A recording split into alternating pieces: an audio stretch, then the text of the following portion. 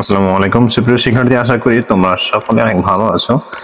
দীর্ঘদিন তোমাদের মাঝে কোনো ক্লাস নিয়ে হাজির হতে পারি না, এটার জন্য আন্তরিকভাবে দুঃখিত, কারণ আমার পরীক্ষা চলছে।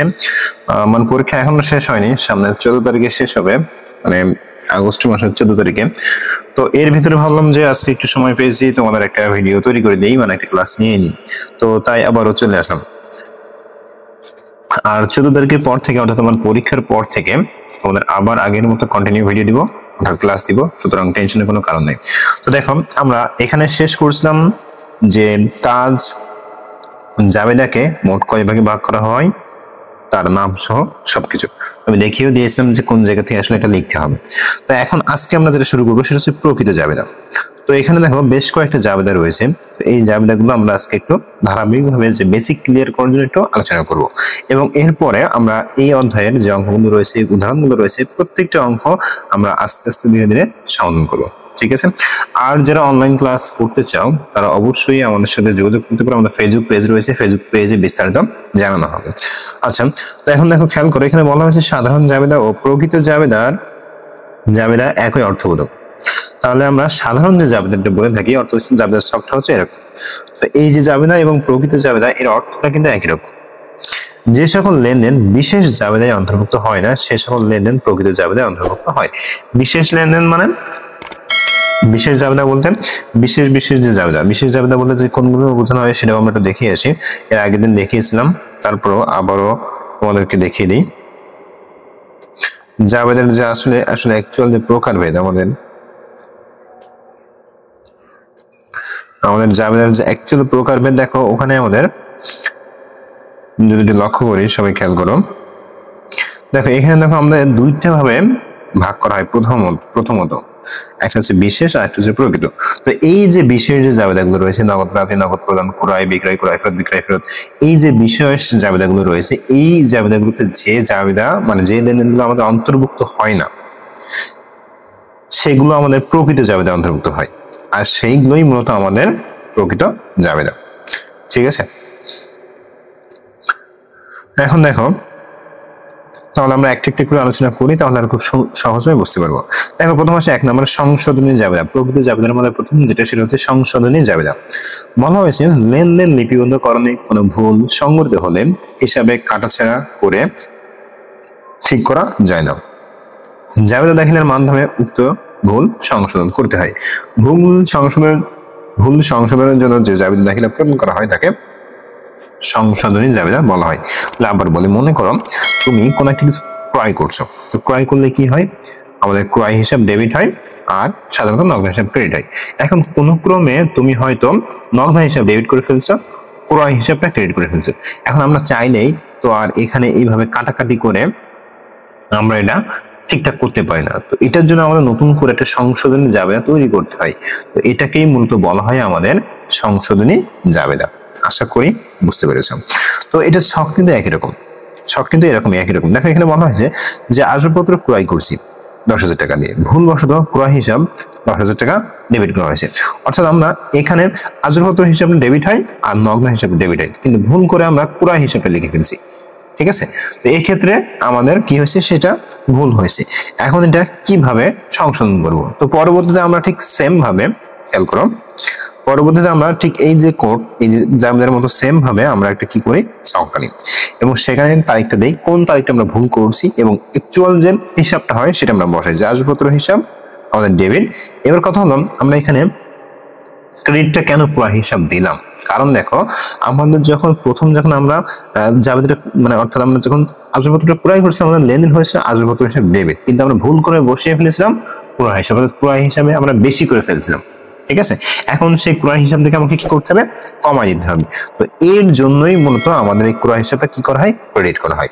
তো এটাকে বলা হয়েছে যে আসবাবপত্র হিসাব ডেবিট, ক্রয় হিসাব ক্রেডিট। কত টাকা, টাকার পরিমাণটা আমরা যে টাকাটা ভুল করি সেটা।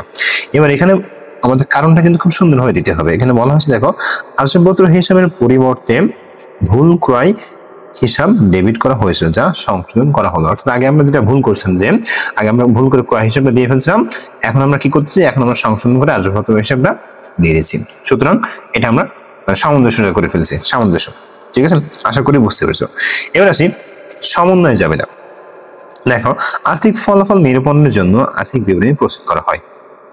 আর্থিক বিবরণী প্রস্তুতের সময় বকেয়া বা অগ্রিম খরচ, প্রাপ্য অথবা অগ্রিম প্রাপ্ত আয়, অবচয় অথবা অবলোপন, ঋণ সঞ্চিতি ইত্যাদি লেনদেনের প্রাথমিক হিসাব বইতে অন্তর্ভুক্তের জন্য যে জাবেদা প্রস্তুত করা হয় তাই হচ্ছে সমন্বয় জাবেদা।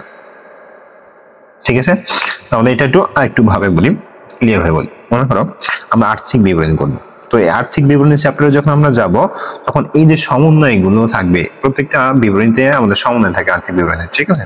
তো সমন্বয়গুলো আমরা কি করি, এটা আমরা নতুন করে অ্যাডজাস্ট করি। তো এই যে সমন্বয়গুলো থাকবে, অর্থাৎ আর্থিক বিবরণী প্রস্তুতের সময় আমার বকেয়া খরচ থাকতে পারে, অগ্রিম খরচ থাকতে পারে, প্রাপ্য হিসাব থাকতে পারে, আর তারপরে অগ্রিম প্রাপ্ত আয় থাকতে পারে, এরকম অনেক কিছু থাকতে পারে, অবচয় থাকতে পারে, অবলোপন থাকতে পারে, বা ঋণ সঞ্চিতি থাকতে পারে। তো এইগুলো আসলে আমরা যে বইতে, যে প্রাথমিক বইতে লিপিবদ্ধ করে থাকি তাকেই মূলত আমরা কি করতে পারি, সমন্বয় জাবেদা বলতে পারি। অর্থাৎ একটা কথায় যদি আমি বলি সমন্বয় করা, অ্যাডজাস্টমেন্ট করা, ঠিক আছে, অ্যাডজাস্টমেন্ট করা, সমন্বয় করা। এটা যখন আমরা আর্থিক বিবরণী করব তখন তোমরা খুব আরো সুন্দরভাবে বুঝতে পারবে। তো আমরা একটা উদাহরণ খেয়াল করি। দেখো, এখানে বলা হয়েছে 2017 সালে ভাড়া বাবদ পরিশোধ করা হয়েছে 10,000 টাকা। এখন আর্থিক বিবরণী প্রস্তুতের পূর্বে জানা গেল উক্ত ভাড়ার মধ্যে 2,000 টাকা অগ্রিম ভাড়া প্রদান করছে। অর্থাৎ মনে করো তুমি তোমার অফিসটা ভাড়া নিয়েছো, ভালোভাবে বোঝার চেষ্টা করো। এখন মনে করো মে মাস তুমি অফিসটা ভাড়া নিয়েছো, নেওয়ার পরে তুমি বলছো যে ঠিক আছে আমি ভাড়া নিয়েছি, খুব ভালো কথা, এখন এটা আমি অন্য কাউকে ভাড়া দিতে চাই। এখন যখন তুমি ভাড়া দিচ্ছ তখন তার কাছেও তুমি ভাড়া নিয়েছো, মে মাসেরও ভাড়া নিয়েছো, আবার মনে করো এপ্রিল মাসের ভাড়া নিয়েছো। ভালোভাবে বোঝার চেষ্টা করো। আমরা প্রথমে শুরুতে 5 তারিখের মধ্যে কিন্তু ভাড়া আদায় করে থাকি, সাধারণত যারা ভাড়া দিয়ে থাকে, মানে মালিক পক্ষ যারা থাকে, ঠিক আছে, ঘর ভাড়া দিয়ে থাকে বা অন্য কিছু। তো আমরা সাধারণত 5 তারিখের মধ্যে কি করি, টাকাটা নিয়ে থাকি। এখন মনে করো চলতি মাস যেটা, সেটার ভাড়াটাই কিন্তু নিয়ে থাকি। এখন চলতি মাস তো মে মাস, মনে করো এখন চলতি মাস মে মাস, তোমার ভাড়া হচ্ছে 10,000 টাকা করে। এখন তুমি 10,000 টাকা নিয়েছো, সাথে সেই ভাড়া যে গ্রহীতা সে বললো যে ঠিক আছে ভাই, আমার কাছে তো 12,000 টাকা আছে, আপনি টাকা আসলে আমার কাছে পুরো টাকাটা আপনি রেখে দেন। তো তুমি পুরো টাকাটা রেখে দিছো, পুরো টাকাটা কি করছো, রেখে দিছো। কিন্তু দেখো তোমার অ্যাকচুয়াল ভাড়া ছিল কত, 10,000 টাকা। কত ভাড়া ছিল, 10,000 টাকা, তুমি রাখছো কত, 12,000 টাকা। তাহলে দেখো এখান থেকে অতিরিক্ত কত রাখছো, 2,000 টাকা। তাহলে এই যে অতিরিক্ত 2,000 টাকা রাখছো, এটা কি অগ্রিম রেখে ফেলছো, কিসের জন্য, আগামী যে মাস তার জন্য। আশা করি খুব বুঝতে পেরেছো। তো আগামী মাসে যখন তুমি তার কাছে আবার পুনরায় টাকা নিবা, মানে ভাড়াটা নিবা, তখন তুমি 10,000 টাকা নিবা না, তখন তুমি 8,000 টাকা নিবা। কেন, কারণ এই যে আগে থেকে তুমি 2,000 টাকা কি করে ফেলছো, গ্রহণ করে ফেলছো। ঠিক আছে, তো একটু আমরা সমন্বয় জাবেদাটা একটু খেয়াল করি। দেখো এখানে বলা হয়েছে অগ্রিম ভাড়া কত, 2,000 টাকা। অর্থাৎ আমরা যে টাকাটা জাস্ট অগ্রিম নিয়েছি সেটারই সমন্বয় হবে। আমি আবারও বলি, সমন্বয় হচ্ছে যেটা অতিরিক্ত, মানে বকেয়া হতে পারে, অগ্রিম নিয়েছি এরকম হতে পারে, ঠিক আছে। তাহলে সেইগুলোই হচ্ছে মূলত আমাদের সমন্বয় যে জাবেদা। তো সেক্ষেত্রে আমি এখানে দেখো খেয়াল করে, এখানে বলা হয়েছে অগ্রিম গ্রহণ করছি কত টাকা, 2,000 টাকা। যেহেতু আমি 2,000 টাকা অগ্রিম গ্রহণ করছি, সেহেতু ওই 2,000 টাকারই আমাদের সমন্বয় জাবেদা করতে হবে। তাহলে একটু খেয়াল করি, অগ্রিম ভাড়া হিসাব কত, 2,000 টাকা ডেবিট। এবার কথা হলো, আমি যে অগ্রিম টাকাটা গ্রহণ করছি সেটা কিসের পরিপ্রেক্ষিতে গ্রহণ করছিলাম, দেখো এটা হচ্ছে ভাড়ার জন্য, কিসের পরিপ্রেক্ষিতে, ভাড়ার। তাহলে সেই ভাড়া হিসাবটা ক্রেডিট কত টাকা, 2,000 টাকা। তাহলে এখানে লেখানো হলো যে অগ্রিম ভাড়া প্রদান, সুতরাং ভাড়া হিসেবে সহিত সমন্বয়, অর্থাৎ ভাড়া হিসেবে আমাকে অ্যাডজাস্টমেন্ট করা হলো, পরবর্তীতে আমি নিব কত, 8,000 টাকা, এরকম। ঠিক আছে, আশা করি এটা বুঝতে পেরেছো। এবার দেখো আসে সমাপনী জাবেদা। তো সমাপনী জাবেদা কি, কোনো নির্দিষ্ট বছরের মুনাফা জাতীয় আয় ব্যয় পরবর্তী বছরের কোনো প্রভাব ফেলবে না। অর্থাৎ মনে করো আমাদের এখন 2025 সাল, তো 2025 সালে আমার মুনাফা জাতীয় আয় হয়েছে 20,000 টাকা আর ব্যয় হয়েছে 15,000 টাকা। এখন এই যে টাকাটা, এটা এই বছরে ক্লোজড, ঠিক আছে, এটা এই বছরে ক্লোজড। এটা কিন্তু পরবর্তী বছরে যে আমি আর এই টাকাটার কোনো কাজকর্ম করতে পারবো না। এবার দেখো বলা হয়েছে, তাই আর্থিক বিবরণী প্রস্তুতের সময় মুনাফা জাতীয় আয় ব্যয় হিসাব সমূহ বন্ধ করে দিতে হয়। তাহলে কি বললাম, আমরা যখন আর্থিক বিবরণী প্রস্তুত করি তখন এই মুনাফা জাতীয় আয় ব্যয় কি করে, আমরা এটা বন্ধ করে দিই। এবং দেখো হিসাবের অধ্যায়ে বা হিসাব অধ্যায়ে আমরা জেনেছি আয় হিসাব ডেবিট ক্রেডিট এবং ব্যয় হিসাব ডেবিট উদ্দীপক প্রকাশ করে। অর্থাৎ আমরা যাবতীয় ব্যয় সেটা আমরা ডেবিট ঘরে লিখি, যাবতীয় আয় সেটা আমরা ক্রেডিট ঘরে লিখি। ঠিক আছে, এবার দেখো মুনাফা জাতীয় আয় ব্যয় হিসাব বন্ধ করার জন্য আয় হিসাব ডেবিট আর ব্যয় হিসাব ক্রেডিট করতে হয়। এখন আমরা মূলধন জাতীয় যখন আয় ব্যয়টা আমরা বন্ধ করি তখন আমাকে কি করতে হয়, আয় হিসাবটা আমাকে ডেবিট করতে হয় আর ব্যয় হিসাবটা আমাদের ক্রেডিট করতে হয়। ঠিক আছে, সেটা কিভাবে সেটা আমরা আস্তে আস্তে জানবো। তাছাড়া সমাপনী জাবেদার মাধ্যমে উত্তোলন হিসাবে বন্ধ করা হয়। এবার আমরা একটা উদাহরণ খেয়াল করি। মনে করো 2017 সালে প্রতিষ্ঠানের মুনাফা জাতীয় আয় এবং ব্যয় নিচে দেওয়া হলো। কি প্রথম দেখা বলা হয়েছে ক্রয় 50,000 টাকা, বিক্রয় 80,000 টাকা, বেতন 10,000 টাকা, ভাড়া 5,000 টাকা। এখন এইগুলো জাস্ট আমরা কি করব, এই যে সমাপনী জাবেদা এটা আমরা অন্তর্ভুক্ত করব। কিভাবে খেয়াল করি, প্রথম আসি, দেখো খুব ভালোভাবে খেয়াল করো, তারিখ কিন্তু একটাই। প্রথম আসি 80,000 টাকা যেটা, অর্থাৎ এই যে বিক্রয়ের পরিমাণটা যেটা, সেটা নিয়ে আসি। তো দেখো এখানে বলা হয়েছে হিসাব ডেবিট, আয় বিবরণী ক্রেডিট। ঠিক আছে, এখন এটা কিভাবে একটু খেয়াল করি। আমি তোমাকে বলেছিলাম, একটু আগে বলেছিলাম যে যখন আমরা ক্লোজ করি, কি করি, ক্লোজ করি, তখন আমরা কি করি, এই যে আয়গুলো আমরা ডেবিট আকারে বসাই। তাহলে এখানে জাস্ট আমার এখানে লিখতে হতো বিক্রয় হিসাব, কি লিখতে হতো, বিক্রয়। তোমরা জাস্ট একটু ঠিকঠাক করে নাও, এখানে বিক্রয় হিসাব হবে। ওকে, বিক্রয় হিসাব ডেবিট কত টাকা, 80,000 টাকা। এবার এর পরিপ্রেক্ষিতে আমরা যদি ক্লোজ করতেছি, তার মানে এখানে আর্থিক বিবরণী, সরি আর্থিক না, আয় বিবরণী। ঠিক আছে, আয় বিবরণী কেন, কারণ হচ্ছে আমাদের এই বিক্রয় একটা আয় এবং এই বিক্রয়টা আমাদের আয় বিবরণীটাই অন্তর্ভুক্ত হয়। তাহলে আয় বিবরণী ক্রেডিট দিয়ে কত লিখছি, 1 টাকা। এখানে কথা হচ্ছে যে বিক্রয় হিসাবের উদ্বৃত্ত আয় বিবরণীতে স্থানান্তর মাধ্যমে বন্ধ করা হলো। অর্থাৎ আমার বিক্রয় হিসেবে মনে করো যে টাকাটা হয়েছে 80,000 টাকা, এটা আমি কি করছি, যখন আয় ব্যয় হিসাব করবো, ভালোভাবে বুঝো, যখন আয় ব্যয় হিসাব করব তখন এই টাকাটা তখন আয় ব্যয় বিবরণীতে আমার তখন ট্রান্সফার হয়ে যাবে, চলে যাবে। আর যখন চলে যাবে তখন কিন্তু এই আমাদের প্রাথমিকভাবে যে হিসাবটা ছিল সেটা কিন্তু টোটালি ক্লোজড হয়ে যাবে। ওকে, আশা করি বুঝতে পারছো। এবার আসি বাকিগুলোর জন্য একটু খেয়াল করি। ক্রয়, তাহলে ক্রয় করলে কি হবে, ক্রেডিট হবে। তাহলে দেখো এই যে ক্রয় হিসাব ক্রেডিট, এর বিপরীতে কি হবে, আয় বিবরণী ডেবিট, কারণ আয় এবং ব্যয় আমাদের আয় বিবরণীতেই কিন্তু যায়। ঠিক আছে, আয় এবং ব্যয় আমাদের আয় বিবরণী, বিশদ আয় বিবরণী যাকে বলে থাকে, শুধুমাত্র আয় বিবরণী অথবা বিশদ আয় বিবরণী। ঠিক আছে, শুধুমাত্র আয় বিবরণী বলে অথবা কি বলে, বিশদ আয় বিবরণী বলে থাকি। আচ্ছা, এবার আসি, তাহলে দেখো এখানে ঠিক তাই লিখলাম যে আয় বিবরণী আমার ডেবিট, ক্রয় হিসাব আমার কি ক্রেডিট। এখন কথা হলো আয় বিবরণী আমার কত টাকা ডেবিট হবে, এটার আগে আমাকে ভাবতে হবে এখানে খরচ আছে কি কি। তো একটু খেয়াল করি, এখানে আমাদের খরচ আছে ক্রয় হিসাব, বেতন হিসাব, ভাড়া হিসাব। তাহলে এই তিনটা মিলে আমার খরচ রয়েছে। তাহলে আমি তিনটা পর্যায়ক্রমে ক্রেডিট করে বসাই দিয়ে, দেখো এই যে বসাই দিচ্ছি ক্রেডিট করে। ঠিক আছে, টাকাটাও কিন্তু আমি এখানে বসিয়ে দিয়েছি। আর এই তিনটা ক্রেডিটের বিপরীতে আমার আয় বিবরণী টোটাল যোগ করে হবে কত, ডেবিট। এখানে দেখো কারণটাও সুন্দর করে লেখা আছে, ক্রয় হিসাব, বেতন হিসাব, ভাড়া হিসাবে উদ্বৃত্ত আয় বিবরণীতে হস্তান্তর করা হলো। আশা করি খুব সুন্দরভাবে তোমরা এটা বুঝতে পেরেছো। আর যখন আমরা আয় বিবরণী করব তখন এই ব্যাপারগুলো আরো খুঁটিয়ে খুঁটিয়ে তোমাদেরকে আমি বুঝিয়ে দিব। ওকে, আচ্ছা এখন দেখি প্রারম্ভিক জাবেদা। দেখো ব্যবসায়ী প্রতিষ্ঠান একটি চলমান প্রক্রিয়া। বিগত বছরে হিসাবকাল শেষে বা হিসাবকালের শেষ দিনের সম্পদ, দায় ও মালিকানা সত্ত্বের পরিমাণ পরবর্তী বছরের শুরুতে হিসাবে নিয়ে আসা প্রারম্ভিক যে দাখিলা সেটা প্রদান করা হয়। এবার দেখো উদাহরণ সহ আমি একটা এখানে লিখছি। দেখো বলা হয়েছে ডিসেম্বর 31, 2017, এখানে বলা হয়েছে নগদ টাকা রয়েছে কত, 50,000 টাকা, আসবাবপত্র রয়েছে কত, 30,000 টাকা। এবার মনে করো দেনাদার কত রয়েছে, 20,000 টাকা, পাওনাদার কত রয়েছে, 15,000 টাকা, এবং সর্বশেষ মূলধন রয়েছে কত, 85,000 টাকা। ওকে, আচ্ছা এবার একটু খেয়াল করি, এটা আমরা যদি একটু উদাহরণের মাধ্যমে খেয়াল করি খুব ভালো হবে, মানে শখের মাধ্যমে। দেখো তারিখটা বসলাম। এবার আসি, প্রথম যখন নগদ আমরা ব্যবসায় নিয়ে আসি কি হয়, নগদ হিসাব ডেবিট হয়, বসিয়ে দিলাম নগদ হিসাব ডেবিট। এবার যখন আসবাবপত্র নিয়ে আসি ব্যবসায় তখন সেটাও ডেবিট হয়, ডেবিট আমরা বসিয়ে দিলাম ডেবিট। তোমরা কিন্তু এগুলো আমি আগেই করে দিয়েছি, যারা এটা নিয়ে কনফিউশন আছে, যে জাবেদা নিয়ে কনফিউশন, তারা আমার পূর্বের ক্লাসগুলো দেখে নিবে। ঠিক আছে, আমি ডিসক্রিপশন বক্সে পুরো লিঙ্ক দিয়ে দিব। আচ্ছা এরপরে আসি আর কি, দেনাদার, মানে কি এটা আমার সম্পদ, তাহলে এটাও আমার কি ডেবিট, আমি বসিয়ে দিলাম। এবার কথা হলো আমি এর বিপরীতে কি নিয়ে আসছি, তো এর বিপরীতে নিয়ে আসছি পাওনাদার হিসাব আর মূলধন হিসাব। তাহলে আমি লিখবো যে পাওনাদার হিসাব ক্রেডিট কত টাকা, 15,000 টাকা, মূলধন হিসাব ক্রেডিট কত টাকা, 85,000 টাকা। তাহলে এইবার দেখো আমাদের কিন্তু দুইটা অ্যাডজাস্টমেন্ট হয়ে গেল।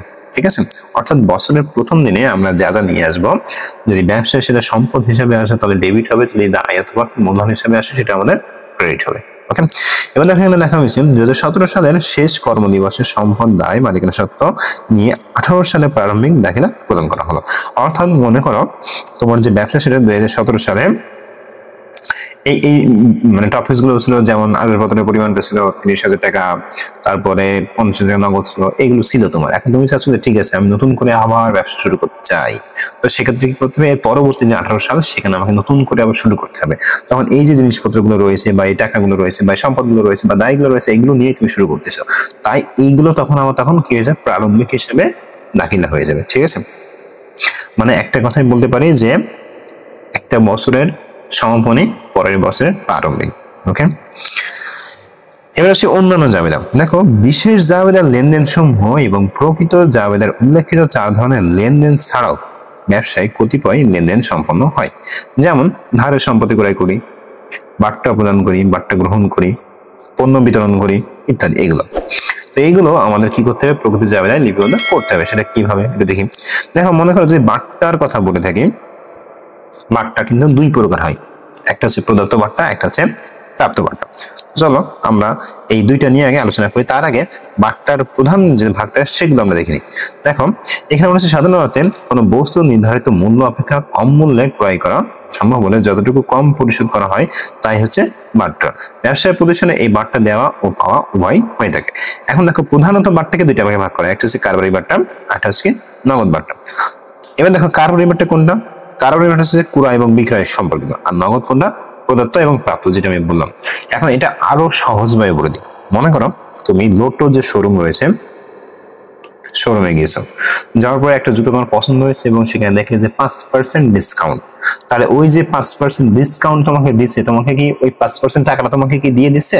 দিচ্ছে না। কিন্তু তুমি যখন প্রোডাক্টটা কিনতেছো তখন কিন্তু সেখান থেকে ওই 5%টা কি করছে, বাদ দিয়ে দিচ্ছে। তাহলে এটা হচ্ছে কারবারি বাট্টা। মানে কোন পণ্য ক্রয় এবং বিক্রয়ের সহিত যখন তুমি এই 5% বাদ দিয়ে পণ্যটা ক্রয় করছো তখন সেটা তোমার জন্য ক্রয় বাট্টা, আর যখন ওই বিক্রেতারা এই 5% দিয়ে তোমার কাছে পণ্যটা বিক্রয় করছে তখন তাদের কাছে এটা বিক্রয় বাট্টা। এবার আসি নগদ বাট্টাটা কি। একটা ভালো হয়েছে নগদ বাট্টা, তার মধ্যে দুইটা, একটা হচ্ছে প্রদত্ত আর একটা হচ্ছে প্রাপ্ত। আচ্ছা মনে করো তুমি কোনো ব্যক্তির কাছে 5,000 টাকা পাবে, খুব ভালোভাবে বোঝার চেষ্টা করো। তুমি কোনো ব্যক্তির কাছে 5,000 টাকা পাবে, এখন ব্যক্তি তোমাকে বারবার ঘোরাচ্ছে, আজকে না কালকে, কালকে না পরশু, তরশু, এইভাবে ঘোরাচ্ছে। এখন হঠাৎ করে তুমি একদিন তাকে একটা অফার দিলে, কি অফার, যে ঠিক আছে তোমার কাছে আমি 5,000 টাকা পাই, তুমি যদি আমাকে 2 দিনের ভিতরে টাকাটা দাও তাহলে তুমি আমাকে 300 টাকা ডিসকাউন্ট, অর্থাৎ 4,700 টাকা দিবা, 4,700 টাকা আমাকে দিবা। তার মানে কি 3,000 টাকা কিন্তু তোমার চলে গেল। ঠিক আছে, 3,000 কিন্তু তোমার চলে গেল, সরি 3,000 না, সরি 300 টাকা তোমার চলে গেল। তাহলে সেই 300 টাকা যদি চলে গেল, এটা হচ্ছে তোমাকে নগদ বাট্টা। ঠিক আছে, তুমি ওই ব্যক্তিকে 5,000 টাকা ধার দিয়েছিলে, এখন ধার দেওয়ার পরে সে টাকা দিচ্ছে না, তখন তুমি তাকে টাকা উদ্ধার করার জন্য অফার করলে ঠিক আছে তুমি যদি আমাকে 5,000 টাকা দাও তোমাকে আমি 300 টাকা রিটার্ন করবো। তার মানে এটা অ্যাকচুয়াল পাচ্ছে কত, 4,700 টাকা। তাহলে এটা হচ্ছে নগদ বাট্টা। ঠিক আছে, প্রাপ্ত বাট্টা, প্রদত্ত বাট্টা। ওকে, তো চলো আরো একটু ভালোভাবে জানার জন্য আমরা পুরোটাই একটু পড়ে ফেলি। কারবারি বাট্টা কি, এখানে বিস্তারিতভাবে দেওয়া রয়েছে যে পণ্য ক্রয় এবং বিক্রয়ের সাথে যে বাট্টাটা আমাদের প্রদান করা হয় এবং গ্রহণ করা হয় সেটা হচ্ছে আমাদের কারবারি বাট্টা। তোমরা এটা পড়ে নিবা, দেখবে খুব সহজে বুঝতে পারবা। আর এখানে নগদ বাট্টা যেটা বললাম যে ক্রয় বিক্রয় প্রায় বাকিতে সংগঠিত হয়, যেমন আমি একটু বললাম তোমার কাছে কেউ 5,000 টাকা ধার দিতে পারে, বা তুমি একটা জিনিস বিক্রয় করছো তার দাম হচ্ছে 2,000 টাকা, এখন তুমি তার কাছে টাকা নিতে পারতেছো না, এখন হঠাৎ করে তাকে বললে ঠিক আছে তুমি যদি আগামী 2 দিনের মধ্যে আমাকে দাও তোমাকে আমি 200 টাকা ডিসকাউন্ট দিব, বা 200 টাকা আমাকে দেওয়া লাগবে না, 200 টাকা আমাকে রিটার্ন করো, ফেরত দিব, তাই বোঝানো হয়েছে। দেখো ক্রেতা বিক্রেতার মাঝে দেনা পাওনার দ্রুত নিষ্পত্তির জন্য বিক্রেতা ক্রেতাকে যে টাকা ছাড় দেয় তাই হচ্ছে নগদ বাট্টা। এই বাট্টা বিক্রেতার জন্য প্রদত্ত বাট্টা আর ক্রেতার জন্য প্রাপ্ত বাট্টা। তার মানে আমি যদি বাট্টা গ্রহণ করি, নগদ বাট্টা যদি আমি গ্রহণ করি তাহলে আমার জন্য এটা প্রাপ্ত বাট্টা, আর যদি আমি প্রদান করি তাহলে এটা হচ্ছে আমার জন্য প্রদত্ত বাট্টা। আশা করি খুব সুন্দরভাবে বুঝতে পারছো। এবার দেখো এখানে একটা কাজ দেওয়া হয়েছে, বলেছে নগদ ও কারবারি বাট্টার মাঝে তুলনা করো। তো এই ভিডিও শেষে আমি এটা দিয়ে দিব, সমস্যা নেই, একটা স্ক্রিনশট করে একটা পিকচার দিয়ে দিব, সেখান থেকে তোমরা একটু সংগ্রহ করে নিবে। ওকে ওকে, তো এখন দেখো একটা উদাহরণ এখানে খেয়াল করি। এখানে উদাহরণে বলা হয়েছে যে জনাব নীলা চৌধুরী নীলা এন্টারপ্রাইজ এর মালিক 2017 সালের মার্চ মাসে তার ব্যবসায়ের কতিপয় লেনদেন সমূহ এখানে দেওয়া হয়েছে। 1 তারিখ 2 তারিখ 3 তারিখ এইভাবে এখানে দেওয়া রয়েছে। তো আমরা একটা একটু পড়ে ফেলি। 1 তারিখে কি বলা হয়েছে? 1 তারিখে বলা হয়েছে পণ্য ক্রয় করা। 2 তারিখে বলা হয়েছে আসবাবপত্র ক্রয় বাহারের নিকট বিক্রয় করা হয়েছে, যেহেতু বাহারের নিকট নাম উল্লেখ করে দিয়েছিলাম আমরা এখানে বাকিতে। এরপর ব্যাংকে জমাদান করা হয়েছে, এরপরে বাকিতে পণ্য ক্রয় করা হয়েছে, এখানে উল্লেখ করে দিয়েছে বাকিতে। তারপর কুঋণ সঞ্চিতি ধার্য করা হলো, এরপর কুঋণ হিসেবে অবলোপন করা হলো, এরপর মনেহারি দ্রব্যাদি ক্রয় করা হলো, বেতনের মানে কর্মচারীর যে বেতন সেটা প্রদান করা হলো। এখন আমাকে এখানে বলছে যে একটা সাধারণ জাবদা দাখিলা করো। তাহলে আমরা একটি করে আসি। প্রথম যখন আমরা পণ্যটা ক্রয় করছি, ব্যবসায় কি আসলো? ব্যবসায় আমাদের পণ্য আসলো, অর্থাৎ কি ক্রয় হিসাব। ক্রয় হিসাব ডেবিট, নগদ হিসাব ক্রেডিট। টাকার পরিমাণটা এটা জাস্ট লিখছি কি নগদে পণ্য ক্রয় করা হলো। এরপরে আসি আসবাবপত্র যখন ক্রয় করছি, কোনো সম্পদ যখন ক্রয় করা হয় তখন হচ্ছে সম্পদের নির্দিষ্ট নাম হয়। তাই দেখো এখানে দিয়েছি আসবাবপত্র হিসাব ডেবিট, নগদে ক্রয় করেছি, নগদ হিসাব ক্রেডিট। টাকার পরিমাণটা এটাই, এখানে দেওয়া আছে নগদে আসবাবপত্র ক্রয় করা হলো। এরপরে আসি বাহারের নিকট পণ্য বিক্রয়, যেহেতু নাম দেওয়া হয়েছে সুতরাং এটা কি হয়ে গেছে? বাকিতে হয়ে গেছে। তাহলে এখানে দেনাদার হিসাবটা আসবে বা প্রাপ্য হিসাবটা আসবে, এটা হচ্ছে আমার ডেবিট। তারপর বিক্রয় হিসাব ক্রেডিট, টাকার পরিমাণটা এই যে এটা, এখানে বলা হচ্ছে বাহারের নিকট বাকিতে বিক্রয়। নাম থাকলেই বাকিতে, এটা আমরা খুব ভালোভাবে জানি। এরপরে আসি দেখো বলা হচ্ছে ব্যাংকে জমা দেওয়া হয়েছে 8,000 টাকা। মনে রাখবা আমাদের নিজস্ব ব্যাংকে যখন আমরা ব্যবসাটাকে টাকা জমা দিই, একদিকে ব্যাংকের টাকা বৃদ্ধি পাই, মানে সম্পদ একদিকে বৃদ্ধি পায়, আবার অন্যদিকে হ্রাস পায়। কিভাবে? দেখো ব্যাংকে যখন জমা দিচ্ছি আমার ব্যাংক হিসাব ডেবিট, ব্যাংকে টাকাটা বৃদ্ধি পাচ্ছে ডেবিট। আবার আমাদের ব্যবসা থেকে কি নগদ টাকা চলে আসে, মানে এটাও আমাদের একটা সম্পদ, এটা আমাদের ক্রেডিট। এখানে বলা হয়েছে নগদ অর্থ ব্যাংকে জমা দেওয়া হলো। এরপর দেখো বলছে বাকিতে পণ্য ক্রয় করছি 5,000 টাকা। তাহলে এটা একটু খেয়াল করি। তাহলে যখন ক্রয় করছি, ক্রয় হিসাব আমাদের ডেবিট। এবার কথা হলো বাকিতে যখন ক্রয় করবো তখন হচ্ছে প্রদেয় হিসাব বা পাওনাদার হিসাব। তো এখানে পাওনাদার হিসাব আমি ক্রেডিট করছি, টাকার পরিমাণটা একই, এখানে লিখছি বাকিতে পণ্য ক্রয় করা হলো। তোমাদের আবারও বলে যে আবেদনে যে কোনো প্রকার কনফিউশন থাকে তাহলে পূর্বের ক্লাসগুলো দেখে নিবে, খুব সহজে পুঙ্খানুপুঙ্খ ভাবে তোমাদের জাবেদাটা আমি বুঝিয়ে দেওয়ার চেষ্টা করছি পূর্বের ক্লাসে। লিংক ডেসক্রিপশন বক্সে দেওয়া রইল। দেখো কুঋণ সঞ্চিতি ধার্য করা হলো 2,000 টাকা। এখন এখানে আসি, দেখো কুঋণ সঞ্চিতি মনে রাখবা, কুঋণ সঞ্চিতি এটা কি আমরা একটু বোঝার চেষ্টা করি। তো এখন খেয়াল করি কুঋণটা কি। এখন ঋণ মানে তো আমরা সবাই ভালো জানি যে ঋণ মানে হচ্ছে কারো কাছ থেকে ঋণ নেওয়া, টাকা ধার নেওয়া, ঠিক আছে, এগুলো ঋণ করা। এখন কথা হলো এর আগে কুঋণ, তাহলে কুঋণটা কি? কুঋণটা হচ্ছে বলা যায় যে ক্ষতিকর ঋণ, ঠিক আছে। কুঋণটাকে কি বললাম? ক্ষতিকর ঋণ বা খারাপ ঋণ আমরা বলতে পারি। কেমন? যে মনে করো তুমি কাউকে ঋণ দিয়েছো, মনে করো তুমি কাউকে 10,000 টাকা ঋণ প্রদান করছো। এখন এই ঋণটা আর কখনো ফেরত পাবে না, আর যদিও ফেরত পাওয়া খুব কঠিন, তাহলে এটাকেই মূলত বলা হয় কুঋণ, ঠিক আছে। অর্থাৎ ঋণ দেওয়ার পরে সেই ঋণটা ফেরত পাওয়া কঠিন অথবা অসম্ভব, ফেরত পাবো না, তাহলে এটাকে আমরা কি বলি? কুঋণ বলি। এবার আসি, আমার এখানে বলা হয়েছে যে কুঋণ সঞ্চিতি ধার্য। এখন কুঋণ সঞ্চিতিটা কি? মনে করো তুমি সেই 10,000 টাকার কথাই বলি, তুমি কোনো ব্যক্তিকে 10,000 টাকা ধার দিয়েছো। এখন ধার দেওয়ার পরে তুমি আন্দাজ করছো বা অনুমান করছো যে এখান থেকে তুমি 1,000 টাকা আর পাবে না, ঠিক আছে। তার মানে কত টাকা পাবে? 9,000 টাকা তুমি পাবে। তাহলে ওই যে 1,000 টাকা তুমি পাবে না, এটা যদি আলাদা ভাবে তুমি এটা সংরক্ষণ করে রাখো, তাহলে এটা হচ্ছে কুঋণ সঞ্চিতি বা কুঋণ সঞ্চয়, যেটাই বলি, ঠিক আছে। এখন এখানে বলা হচ্ছে কুঋণ সঞ্চিতি ধার্য করা হলো, তাহলে এক্ষেত্রে আমাদের হিসাবটা কি হবে? মনে রাখবা সকল প্রকার সঞ্চিতি কথা লেখা থাকলে সেটা ক্রেডিট, সঞ্চিতি কথা লেখা থাকলে সেটা ক্রেডিট, আর তার বিপরীতে যেটা সেটা হচ্ছে ডেবিট। তাহলে যেহেতু সঞ্চিতি বলা হয়েছিল, তাই কুঋণ সঞ্চিতি হিসাবে আমি প্রথমে ক্রেডিট করছি, আর এটা কিসের পরিপ্রেক্ষিতে হয়? কুঋণ হিসাবের পরিপ্রেক্ষিতে হয়, তাই কুঋণ হিসাবটা আমি কি করছি? ডেবিট করছি। টাকার পরিমাণটা কত? ওখানে যেটা দেওয়া আছে 2,000 টাকা। আশা করি এটা বুঝতে পেরেছো। এবার আসি, দেখো এরপর বলা হয়েছিল পরটা, দেখো কুঋণ হিসেবে অবলোপন করা হয়েছে 1,000 টাকা। এবার একটু বুঝি কুঋণ হিসেবে অবলোপন। মনে করো তুমি একজন মহাজন, তুমি কোন একজন ব্যক্তিকে 1,000 টাকা ধার দিয়েছো। তুমি মহাজন, তুমি কোন একজন ব্যক্তিকে 1,000 টাকা ধার দিয়েছো। এখন সে তোমাকে মনে করো 900 টাকা প্রদান করছে, বাকি 100 টাকা আর দেয়নি। না দেওয়ার পরিপ্রেক্ষিতে সে মনে করো এখন তার খোঁজ নেই, অর্থাৎ তুমি বুঝতেই পারছো যে সে আর ওই 100 টাকা তোমাকে দিবে না। এখন এই 100 টাকাটা তুমি যখন দেবে না বুঝতে পেরেছো তখন কি তোমার হিসাব থেকে এটাকে বাদ দিতে হবে।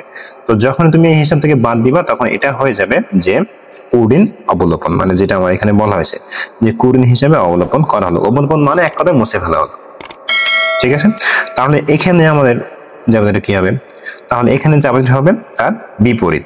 আমরা একটু আগে যে জ্যামিতিটা করছি, যে সঞ্চিতিটা করছি, ওইটা আমাকে প্রথম ডেবিটে আসবে, আর এর বিপরীতে আমি কার কাছে টাকা পেতাম, আমি যার কাছে টাকা পেতাম সে আমার কি দেনাদার ছিল, সেটা আমার ক্রেডিট হবে। তাই দেখো কুড়িন সঞ্চিত হিসাবটা আমার ডেবিট আমি এখানে বসিয়ে দিয়েছি, আর আমি যেহেতু লোকের কাছে টাকা পেতাম আর সে ছিল আমার দেনাদার, তাই আমি দেনাদার হিসাবটা ক্রেডিট করছি। কত টাকা? এই যে 1000 টাকা। ঠিক আছে, আমি আবারও বলি কুড়িন অবলোপন মানে হচ্ছে তুমি যে টাকাটা পেতে, মনে করো ওই যেটুকু বললাম যে তুমি কাউকে 10,000 টাকা ধার দিয়েছো, এখন সেখান থেকে তুমি 1,000 টাকা পাবে না, এটা বুঝতে পারছো। ঠিক আছে, সেখান থেকে তুমি 1,000 টাকা পাবে না, এটা তুমি বুঝতে পারছো। এখন যখন এটা অনেকদিন পার হয়ে গেল, পার হয়ে যাওয়ার পরে বুঝলে যে আসলে এটা রেখে দেওয়া শুধুমাত্র আশা করা আমার জন্য ভুল, বোকামি, তখন তোমাকে কি করতে হবে? এটা টোটালি মুছে দিতে হবে। আর যেহেতু মুছে দিতে হবে তাহলে আমাকে কি করতে হবে? অবলোপন করতে হবে। অবলোপন মানে হচ্ছে মুছে দেওয়া। তাই এই যখনই এই অবলোপন কথাটা আসবে মনে রাখলাম, আগে আমার এটা কি ছিল, আগে এটাকে আমি কি হিসেবে ধরতাম? সঞ্চিত হিসেবে ধরতাম, অর্থাৎ এটা আমি রেখে দিয়েছিলাম যেটা আমার টাকাটা আমি কখনো পাবো না, অফেরতযোগ্য। তাই আমি এটা কি করতাম? আগে থেকে সংরক্ষণ করে রেখে দিয়েছিলাম। যেহেতু সঞ্চিতি করছিলাম সেহেতু এখন এই সঞ্চিত হিসাবে আমি ডেবিট হিসেবে দেখাবো। দেখানোর পরে আমি যার কাছে টাকাটা পেতাম তাকে দেনাদার হিসেবে দেখিয়ে আমি এই হিসাবটা কি করবো? ক্লোজ করে দিব। ঠিক আছে, এরপরে আসি, দেখো মণিহারি দ্রব্যাদি ক্রয় করা হলো 1,000 টাকা দিয়ে। তাহলে আমরা মণিহারি দ্রব্য ক্রয় করলে মণিহারি হিসাবে আমাদের ডেবিট হয়, এটা আমরা খুব ভালোভাবে জানি, ডেবিট। আর নগদ হিসাব ক্রেডিট, টাকাটা বসিয়ে দিলাম, কারণটাও এখানে আমরা কি করছি? লিখে দিয়েছি যে নগদে মণিহারি দ্রব্য ক্রয়। এবার আসি সর্বশেষ, দেখো বলা হয়েছে কর্মচারী বেতন প্রদান করা হলো। যখন বেতন প্রদান করা হয় তখন আমাদের বেতন হিসাব ডেবিট হয় আর নগদ হিসাব কি হয়? ক্রেডিট হয়। তাই দেখো এখানে আমি দিয়ে দিয়েছি। ঠিক আছে, কারণ হিসেবে দিয়েছি যে নগদে বেতন প্রদান। আশা করি খুব সুন্দরভাবে এটা তোমরা বুঝতে পেরেছো। ওকে, তো সুপ্রিয় শিক্ষার্থী, আজকের ক্লাসটা আমরা এই পর্যন্ত শেষ করি, 68 নম্বর পৃষ্ঠা পর্যন্ত। এর পরের ক্লাস আমরা শুরু করব 69 পৃষ্ঠা থেকে, এবং উদাহরণ 2 আমরা শুরু করব। সেখানেও আবার নতুন নতুন যদি কোনো টপিকস আসে সেটা খুব ভেঙে ভেঙে খুব পুঙ্খানুপুঙ্খভাবে তোমাদেরকে বুঝিয়ে দিব। ঠিক আছে, আর আবারও বলি তোমাদের আগামী 14 তারিখের পর থেকে আবারও রেগুলার ক্লাস হবে। তো তোমরা যারা অনলাইনে ব্যাচ করতে চাও 4 জন 5 জন 6 জন একসাথে মিলে, তারা অবশ্যই আমাদের ফেসবুক পেজে যোগাযোগ করতে পারো, সেখানে তোমাদের এই ব্যাপারে বিস্তারিত জানানো হবে। ঠিক আছে, সবাই ভালো থাকো, সুস্থ থাকো এবং আমাদের চ্যানেলের সঙ্গেই থাকো। ধন্যবাদ সবাইকে।